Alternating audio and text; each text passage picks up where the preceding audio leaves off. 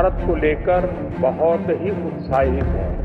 প্রতিবেশী দেশগুলোর উপর ভারতের হস্তক্ষেপের ভয়াবহ এক তথ্য প্রকাশ করেছে মার্কিন গণমাধ্যম ওয়াশিংটন পোস্ট। 2023 সালের সেপ্টেম্বরে মালদ্বীপের ক্ষমতায় আসা ভারত বিরোধী প্রেসিডেন্ট মোহাম্মদ মুইজ্জুকে কয়েক মাসের মাথায় সরানোর ষড়যন্ত্রে দিল্লির যুক্ত থাকার অভিযোগ এনেছে গণমাধ্যমটি। নরেন্দ্র মোদীর প্রশাসন তাদের গোয়েন্দা সংস্থা রিসার্চ অ্যান্ড অ্যানালাইসিস উইং এর মাধ্যমে মালদ্বীপের প্রেসিডেন্ট মোহাম্মদ মুইজ্জুকে সরানোর পরিকল্পনা এটি ছিল। এক প্রতিবেদনে ওয়াশিংটন পোস্ট জানায়, এর এই ষড়যন্ত্রে মালদ্বীপের বিরোধী দলীয় নেতারাও যুক্ত ছিলেন। ভারত মহাসাগরের দ্বীপরাষ্ট্র মালদ্বীপের 2023 সালে ক্ষমতায় আসেন মোহাম্মদ মুইজ্জু। ক্ষমতায় আসার পরই প্রথম ভাষণে দেশটিতে থাকা ভারতীয় সেনাদের নিজ দেশে ফেরত পাঠানোর ঘোষণা দেন তিনি। মালদ্বীপের চিরায়ত ভারত ঘেঁষা নীতির বিরুদ্ধে গিয়ে চীনের দিকে হাত বাড়িয়ে দেন মুইজ্জু। প্রথম সফরেও যান শি জিনপিং এর দেশটিতে।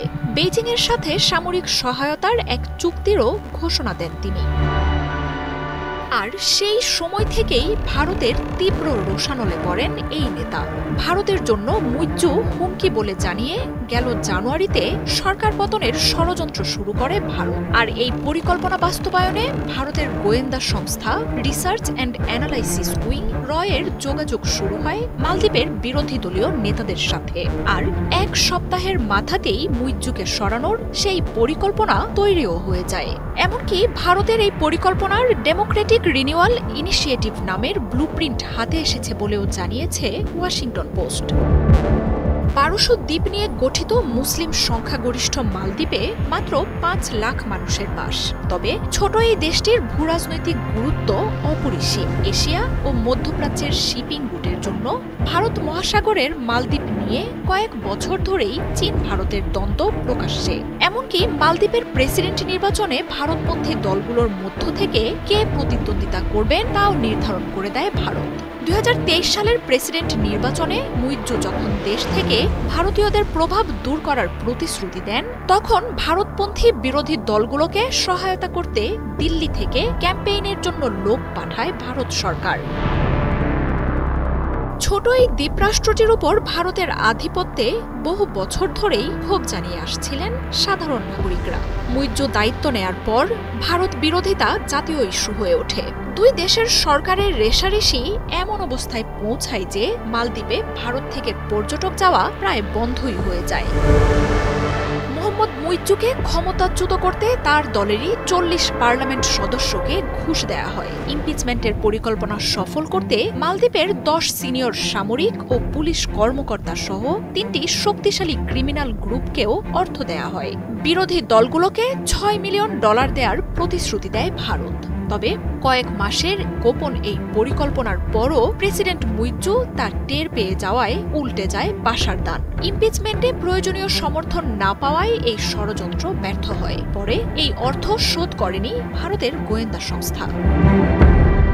মালদ্বীপের প্রেসিডেন্টকে ক্ষমতাচ্যুত করতে ব্যর্থ হলেও প্রতিবেশী দেশগুলোর প্রতি ভারতের আগ্রাসনের এক ভয়ানক চিত্র স্পষ্ট হয়ে গেছে বলে জানায় মার্কিন গণমাধ্যমটি। চীনকে ঠেকাতে প্রতিবেশী দেশগুলোর প্রতি ভারতের পদক্ষেপ কতটা ভয়ানক হতে পারে সেই তথ্য উঠে এসেছে এই ষড়যন্ত্র ফাঁসের ঘটনায়। অবাধ ঋণ, অবকাঠামো প্রকল্প আর রাজনৈতিক সমর্থনে ছোট দেশগুলোকে হাতে রাখার চেষ্টা করে দিল্লি। আর নিয়ন্ত্রণে রাখতে এসব দেশে নিজ পছন্দের সরকারকে ক্ষমতায় আনার চেষ্টাও করে ভারত। পাকিস্তান বা চীনপন্থী সরকারগুলোর প্রতি ব্যাপক আগ্রাসী আচরণ দেশগুলোতে স্থানীয়দের মধ্যে ভারতের প্রতি ক্ষোভ বাড়িয়ে তোলে।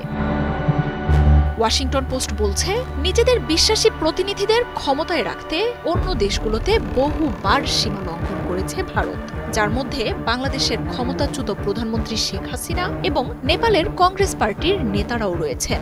আর ভারতের এমন আগ্রাসী মনোভাব সেসব দেশের বিরোধী দল এবং সাধারণ মানুষের কাছে দিল্লির দরজা বন্ধ করে দেয়। মালদ্বীপের প্রেসিডেন্টকে ক্ষমতাচ্যুত করার পরিকল্পনায় যুক্ত থাকলেও তাতে দিল্লির শীর্ষ পর্যায়ের সমর্থন ছিল কিনা তা অস্পষ্ট বলে জানিয়েছে ওয়াশিংটন পোস্ট। তবে শুধু এবারই প্রথম নয়, এর আগে 2018 সালে মালদ্বীপের তৎকালীন প্রেসিডেন্ট ইয়ামিনও ভারতের বিরুদ্ধে সরকার পতনের ষড়যন্ত্রের অভিযোগ আনেন।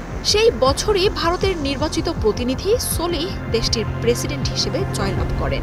এরপরই তিনি ইন্ডিয়া ফার্স্ট নীতির ঘোষণা দেন, যার পরপরই দেশটিতে কোটি কোটি ডলারের প্রকল্পের ঘোষণা দেয় ভারত, যার বেশিরভাগই ভারতের স্বার্থ এবং শক্তি বৃদ্ধির উদ্দেশ্যে নেওয়া হয়।